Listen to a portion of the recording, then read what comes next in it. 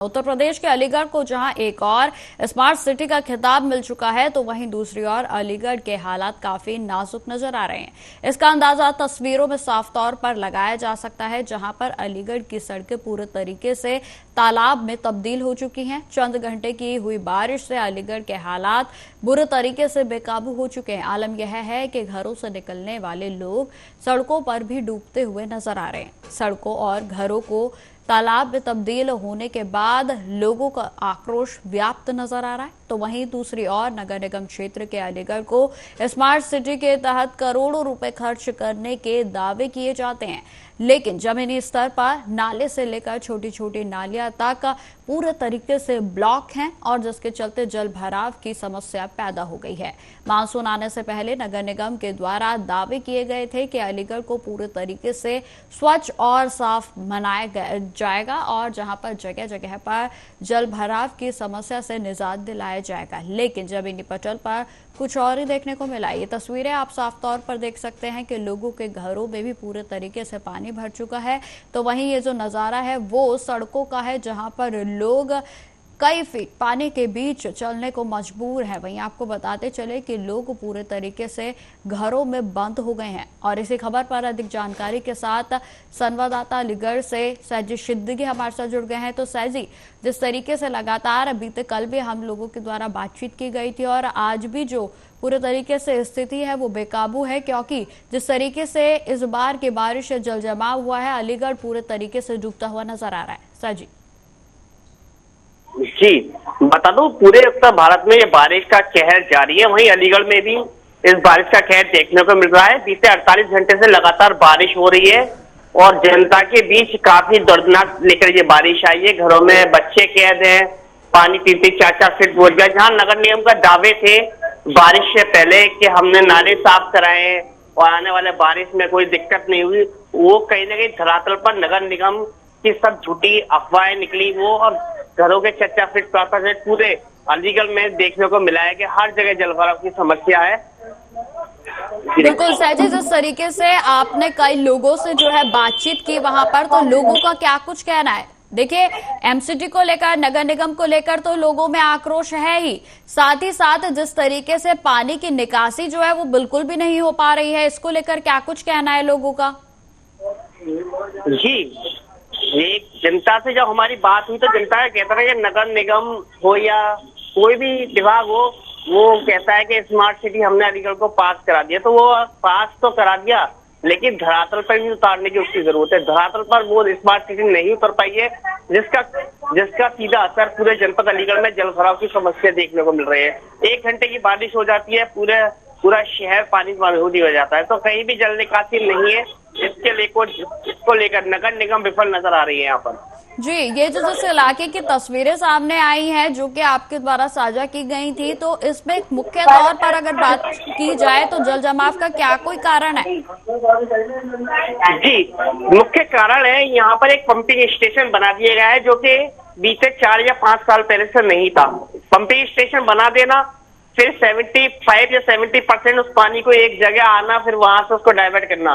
तो सबसे बड़ी दिक्कत यही है कि पंपिंग स्टेशन जो बना दिया है वो इतना पानी नहीं फेंक पा रहा है जितनी वहां की कैपेसिटी दे दी गई है उसको। उसकी वजह से जो इलाका है, जो शाहजमाल इलाका है, वो पूरा जल भराव हो गया है। इसके कारण सीधा पंपिंग स्टेशन है। तो क्या आज भी उनकी स्थिति में किसी तरीके का कोई सुधार नहीं हुआ है? क्या पानी का लेवल थोड़ा बहुत कम हुआ है या फिर जस के तस जो समस्या है वो बनी हुई है? जस के तस वही समस्या अभी बनी हुई है। 5% पानी कम हुआ है, उसके बावजूद फिर सुबह से बारिश हो रही है रुक रुक कर, तो वही की वही समस्या बनी हुई है। अभी कोई उसका निस्तारण नहीं हो पाया है। जी, सैजी, अगर बात की जाए अधिकारियों की, तो क्या कोई भी अधिकारी अभी तक इन लोगों की सूझबूझ लेने के लिए वहां नहीं पहुंचा है? क्या कोई विधायक तक भी नहीं पहुंचा है? क्योंकि जब ऐसा कुछ होता है तो खासतौर पर देखा जाता है कि मामलों पर राजनीति जो है वो गरमा जाती है, लेकिन अब लोग कहाँ हैं? क्या उनको ये जनता की परेशानी नजर नहीं आ रही है? कोई भी अधिकारी की बात कही या विधायक की बात कही, कोई मौके पर नहीं पहुंचा है। एक पूर्व मेयर जो सलमान शाहिद बीएसपी से प्रत्याशी रहे थे, वो कल यहाँ का दौरा करने आए। उन्होंने जनता का हाल जाना, लेकिन जनता का हाल जानना नहीं, जो समस्या है पानी से उसको निजात दिलाना है, जल निकासी से निजात दिलाना है। आप नेतागिरी करने यहाँ आई है, उससे कोई मतलब नहीं है। जनता को जो राहत दीजिए, वो राहत देने अभी तक यहाँ पर कोई भी अधिकारी या कोई भी नेता अभी तक यहाँ नहीं पहुंचा है। जी सर जी, आखिरी सवाल, लोगों का क्या कुछ कहना है, क्योंकि आक्रोश जो है उनमें पूरे तरीके से व्याप्त है, तो क्या कुछ कह रहे हैं लोग? लोगों में आक्रोश है, कह रहे हैं कि बस वोट के टाइम तो सब राजनीति करते आते हैं कि हम यहाँ का पानी है, जलभराव की निकासी की निजात। यहाँ के मैं कहूँ जो नगर निगम मेयर पे जो इस समय काबिज है, उनका नारा ही यही था कि जल निकासी दूर करेंगे अलीगढ़ से। उनका नारा यहाँ विफल होता हुआ नजर आया। मेयर अपने जहाँ का उनका आवास है, वो अपने आवास के यहाँ का पानी नहीं निकाल पा रहे, तो पूरे जनपद का क्या पानी निकालेंगे? तो नगर निगम मेयर भी यहाँ पर फेल होते हुए नजर आ रहे हैं। ठीक है सर जी, तमाम जानकारी के लिए आपका बहुत बहुत धन्यवाद। खबरों में आगे बढ़ते हैं। मध्य प्रदेश के दतिया में हो रही मूसलाधार बारिश के आगमन से लगातार जो लोग हैं वो परेशान हैं। आपको बताते चले कि सड़कों पर पानी का जल भराव अधिक होने के कारण दुकानों पर भी सन्नाटा पसर गया है। तो वहीं दतिया में करोड़ों रुपए से बने नए कलेक्ट्रेट में लबालब पानी भर गया है। पुराने कलेक्ट्रेट और पुलिस अधीक्षक कार्यालय भी पूरे तरीके से जल भराव से लबालब हो गए हैं। वहीं आपको बताते चले कि लगातार बारिश के कारण राजघाट में स्थित हनुमानगढ़ी मंदिर के पास भी एक परिवार का घर जो है लगातार हो रही बारिश के कारण गिर गया था। घर जो है वो बेहद ही कच्चा बताया जा रहा था और जिसके कारण जो है वो भरा कर गिर गया। आपको बताते चले कि जिसके मलबे में दबने से एक बच्चे को बाल बाल बचाया गया। तो वहीं गरीब परिवार बेहद ही परेशान है। तो ये तमाम जो तस्वीरें हैं वो हम आपको दतिया की दिखा रहे हैं, जहां पर लगातार बारिश जो हो रही है और जिसकी वजह से जो वाटर ब्लॉकेज हो रही है, जल जमाव जो हो रहा है, वो लोगों के लिए मुख्य परेशानी का केंद्र बना हुआ है। तो वहीं दतिया के खलकापुर पुराने फिल्टर के पास घर गिरने से 7 लोगों की दर्दनाक मौत की भी खबर जो है वो बीते कल आई थी और जिसमें कि आपको बताते चले कि मलबे में दबने से 2 लोगों की मौत हो गई थी। वहीं आपको बता दें कि इस मामले पे मुख्यमंत्री के आदेशानुसार उनको मुआवजे की भी जो है उनको राशि के आवंटन के लिए घोषणा की गई है और जिसमें 4 लाख का मुआवजा प्रत्येक व्यक्ति को देने की बात कही गई है। लेकिन आपको बताते चले कि जिस तरीके से लगातार मध्य प्रदेश में बारिश का दौर इस समय जारी है, तो ये कहीं ना कहीं गर्मी से तो राहत मिल रही है, लेकिन लोगों के लिए जो दोहरी समस्या है, जल जमाव की बात की जाए या फिर कार्यालयों में पानी भर जाने की बात की जाए, तो हर जगह जो है नदी नाले पूरे तरीके से उफान पर हैं और साथ ही साथ जो सड़कें हैं वो पूरे तरीके से तालाबों में तब्दील हो चुकी हैं। लिस्ट में नाम भी आ गया था, तब भी किस्त नहीं गिरी है अभी तक खाते में। सब हो गया था, लेकिन कहते कहते मेंबर से भी कहा बहुत बार कि आप निकलवाए ही नहीं। कौन सा वार्ड है आपका? 30 वार्ड है। घर गिर गया आपका पूरा? हाँ, पूरा घर गिर पड़ा है। वो उसमें बच्चा दब गया था। हाँ। हम भी दब गए थे, इसके नीचे हम भी बड़ी मुश्किल से निकल के आ पाए उसमें से। इस खबर पर हमारे साथ भिंड से संवाददाता रजनी जी जुड़ गई हैं। तो रजनी जी, जिस तरीके से लगातार हमने कल भी इस पर बातचीत की थी और आज भी जो है मध्य प्रदेश में कई इलाकों में बारिश हो रही है और बारिश के कारण लगातार जो नदी नाले हैं वो उफान पर है। फिलहाल आज की बात की जाए तो भिंड में किस तरीके के हालात बने हुए हैं? मैं दतिया से आपको बताना चाहूंगी मैम कि राजघाट में जो हनुमानगढ़ी मंदिर के पास एक गरीब घर गिर गया, शासन ने अभी तक उसकी कोई सुर्त नहीं ली। दूसरा बात करें सिनावल थाने की, सिनावल थाना क्षेत्र में सराबोर है, पानी लगभग 2 से 3 फुट भरा हुआ है, जिसमें कार्यशैली में बाधाएं आ रही हैं थाना प्रभारी सिनावल को। और दूसरी बात करें पानी की उफान की, तो सीता सागर या करण सागर या तरन सागर, ये बड़े बड़े जो ताल हैं दतिया में, ये उफान पर हैं। शासन इनको पानी निकालने की कोशिश कर रहा है कि कहीं उफान पर कोई ऐसी बड़ी घटना ना हो। दूसरा बात करें हम यहाँ दतिया के वेयर हाउस की, जिसमें पानी अचानक सीता सागर की उफान का बंद टूटने से पानी इस कदर बहा कि पानी ने रास्ता बनाकर वेयर हाउस में और बस स्टैंड पर जो दुकानें बनी हुई हैं उन दुकानों में पानी इस कदर भरा कि लोगों का लाखों का नुकसान हुआ और शासन का भी लाखों का नुकसान हुआ है, जिसमें शक्कर, गेहूं, चावल जो गरीबों को मुफ्त दिया जाता है शासन की खाद्य दुकानों से, वह भी पानी में सराबोर डूबकर खराब हो चुका है। बिल्कुल रजनी जी, बेहद ही ये जो तस्वीरें सामने आ रही हैं कहीं ना कहीं सरकार के लिए भी बेहद ही चिंताजनक है, क्योंकि सरकार की पोल जो है वो खुलती ही नजर आ रही है। देखिए, सुदूर इलाकों की बात की जाए, वहां जल जमाव हो जाता है तो एक बार को माना जा सकता है, लेकिन रिहायशी इलाकों में भी जिस तरीके से कार्यालयों में पानी भर गया है, तो ये कहीं ना कहीं जो सरकार कई तरीके से अब सवालों के घेरे में है। रजनी जी। जी बिल्कुल, आपका कहना सही है। शासन ने जो बड़े बड़े लाखों करोड़ों रुपए खर्च कर चाहे वो पुलिस प्रशासन रहा हो या शासन रहा हो, अब कलेक्ट्रेट की बात करें तो कलेक्ट्रेट नवीन कलेक्ट्रेट है जो इस पर करोड़ों रुपए खर्च होकर बनी है, वो भी सराबोर पानी से भरी हुई है। वही थानों की बात करें तो मतलब गृह मंत्रालय के द्वारा जो सभी थानों को नवीन बनाया गया था, उनमें भी पानी सराबोर भरा हुआ है। अब निकालने का शासन हुआ है और कहीं ना कहीं इस कदर पानी भरा है कि कई गांव ग्रामीण क्षेत्र को उठा के देखा जाए तो वहाँ रहवासियों की झोपड़ी की जो रहवासी हैं उनको भी निकाला जा रहा है। आज चनावल थाना क्षेत्र के अंतर्गत भी एक रहसी वहाँ इलाके में लोगों को वहां से निकाला गया है पुलिस द्वारा।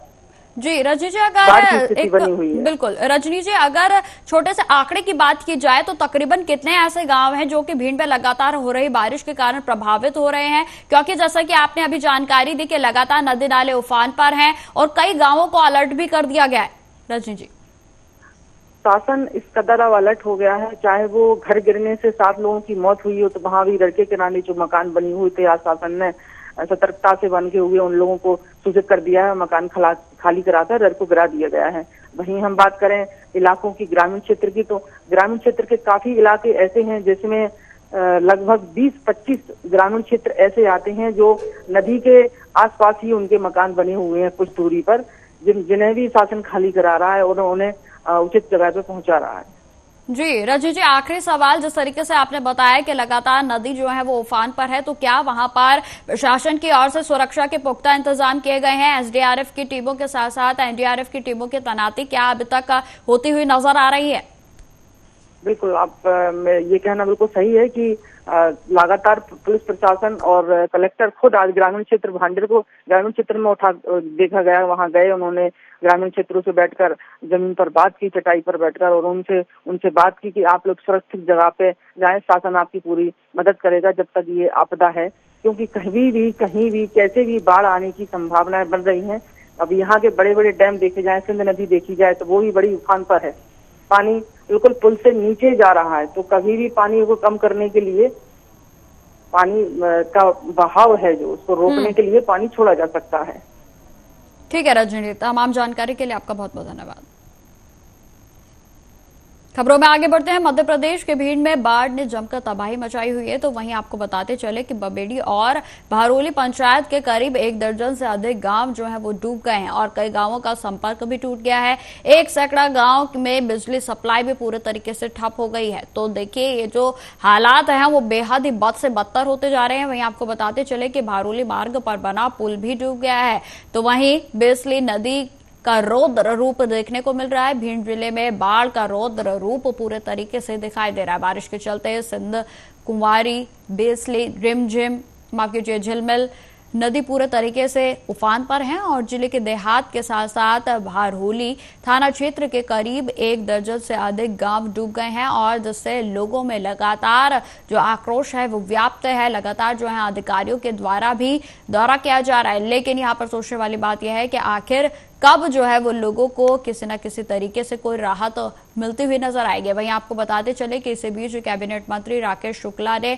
बाढ़ प्रभावित क्षेत्र का दौरा किया। प्रशासन को तत्परता से सहायता उपलब्ध कराने के निर्देश भी उनके द्वारा दिए गए हैं और कचपुरा अमायन में भी बाढ़ प्रभावित ग्रामीणों के बीच मंत्री राकेश शुक्ला के साथ साथ अन्य अधिकारी भी पहुंचे।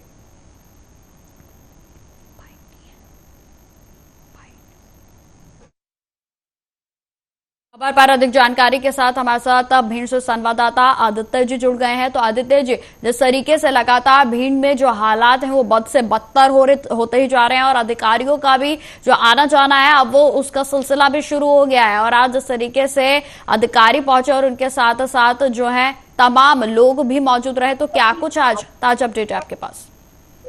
जी बिल्कुल, आपको बता दूं कि जो सिंध नदी जो बाढ़ में आई हुई है, जो पानी डैमों से छोड़ा गया है सिंध नदी में, तो काफी तादाद में पानी सिंध नदी में आया है और वो आसपास के रिहायशी इलाकों में भर गया है, जिसमें कई लोग जो है बाढ़ से पीड़ित हुए हैं, उनको अपने आशियाने छोड़ने पड़े हैं।